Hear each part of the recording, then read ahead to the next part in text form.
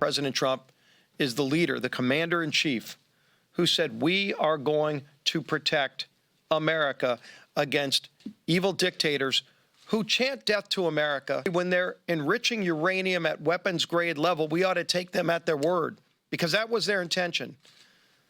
For years and years, they were rushing towards a nuclear weapon. They were never going to stop.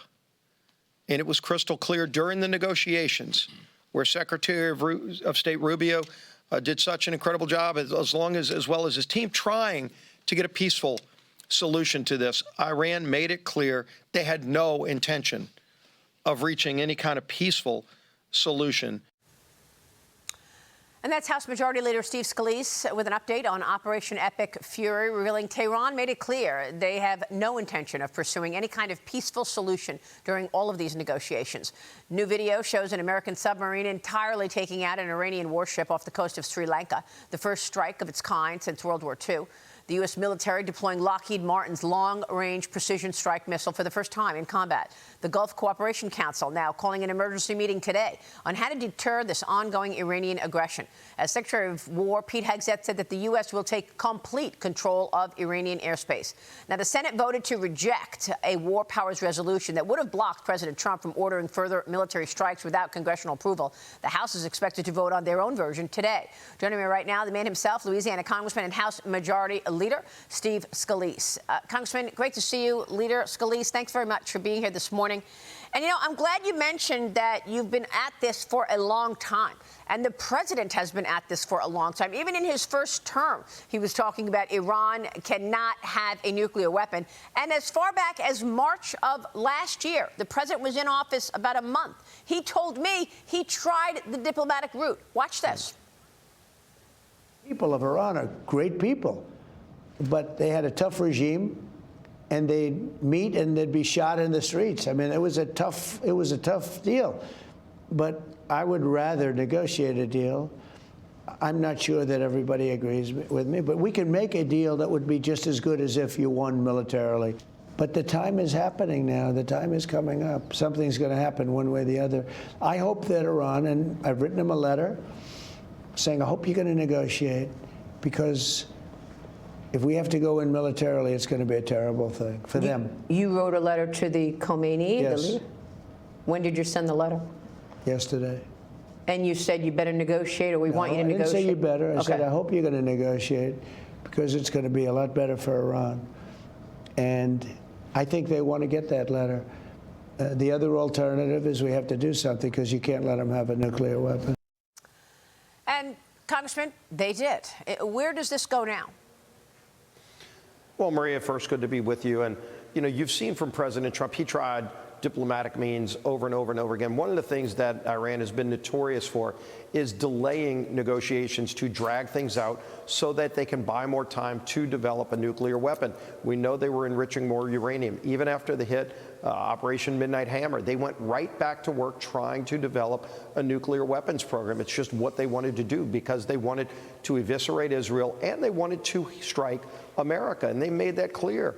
Again, when you've got radicals saying death to America and they're trying to get a nuclear weapon, you better take them at their word. And the president did. President Trump did what, frankly, other presidents thought about, contemplated, but just never went to that final step. And I think after seeing the supreme leader kill tens of thousands of his own people just a few weeks ago, he said, imagine if they had a nuclear weapon, they will have no hesitation trying to kill Americans. And by the way, he's killed hundreds of Americans along the way, our service members, over decades.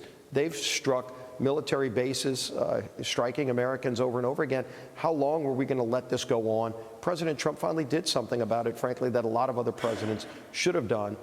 It's important that he did this, and frankly, the world and America will be safer places with this action over. And I hope the people of Iran, Maria, rise up and take their country back, because, like the president said, they have really good people there who have been oppressed by a tyrannical regime, and they want freedom.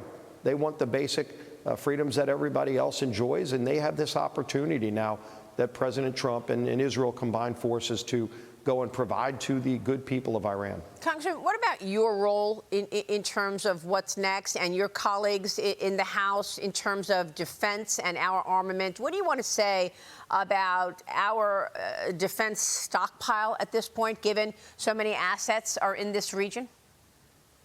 Yeah, this is why you need a strong national defense to stand up against bad people around the world. If you didn't have bad actors around the world, if you didn't have Iran, Russia, China, and other people threatening the sovereignty and freedom of the American people, then we wouldn't need a strong defense. Obviously, we do need that, and that is a strong deterrent. And we've got the best military force in the world, and we need to maintain that. It's why we need to continue to properly fund the Department of War. It's why we need to make sure they've got the tools that they need, and you're seeing them use incredibly high technology, and we need to make sure they get replenished as this goes on, and we'll have that conversation later. But for now, you're seeing some of the best military technology in the world being used in very precision-like form to carry out this important mission. Absolutely. It's incredibly impressive. And the White House Press Secretary Caroline Leavitt gave an update on the U.S.'s military defense stockpile, saying the White House has more than enough. But top executives from defense contractors are going to the White House. They include Lockheed Martin, RTX, L3Harris, set to visit the White House tomorrow to discuss what's next here. And Congressman, I want to get your take on a potential defense spending supplement package. I asked Joni Ernst about it. The senator joined me yesterday. Here's what she said. Watch this. And will you be talking with your colleagues about a defense supplemental package in the coming weeks? Yes, and that is possible, Maria. But what I will say is that the president did want to increase defense spending in this upcoming year. It is something that many of us are very, very supportive of. We would love to see that $1.5 trillion as it goes to our War Department and making sure that we're defending the homeland. So absolutely. These are conversations that we will have. We need to develop greater capabilities and getting those munitions put forward as quickly as possible, building those platforms as quickly as possible, and not just for the United States of America, but also being able to supply our friends and allies as they take on greater burden sharing. And that is incredibly important as we look at our partners through the Middle East. And Congressman, how are you going to get your colleagues on the left to agree to $1.5 trillion defense budget for 2027, which may very well be what, we need? The president wants that. They won't even open the Department of Homeland Security right now.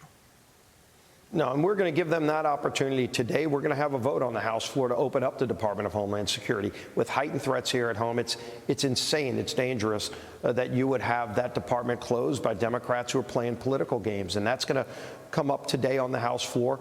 But look, I was in a briefing with Secretary Hegseth just 2 days ago, and we talked about the possibility of a supplemental to backfill some of the things that they're using right now. It's still too early for them to have any kind of details on specifics, but we're going to have that conversation, I'm sure, at some time down the road, which we're still just in the first few days of this conflict. But Congress is going to be ready to stand by and play the role that we have to play in this to make sure that our military stays strong. Absolutely. So what are you expecting in terms of these two votes? You've got the War Powers vote, which, of course, was voted down in the Senate yesterday, and you've got this Department of Homeland Security vote. What are you expecting? Well, I think we're going to defeat that War Powers resolution, which would literally nullify the ability for America to defend ourselves and our troops in the region. We've got military bases all around Iran that we've had for decades, and they wouldn't even be able to defend those men and women in uniform if the Democrat resolution passed. It's insane. We're going to hopefully defeat it, but you're going to see a very close vote because you're seeing far left groups threaten sitting Democrats to vote for that. But at the same time, then we're going to turn around and bring the bill to fund the Department of Homeland Security. Everybody should vote for it, but America should watch that vote and see who wants to keep them safe at a time like this. Yep, great point. Congressman, it's good to see you. Thank you. Always great to be with you, Maria. Thanks. Majority Leader Steve Scalise.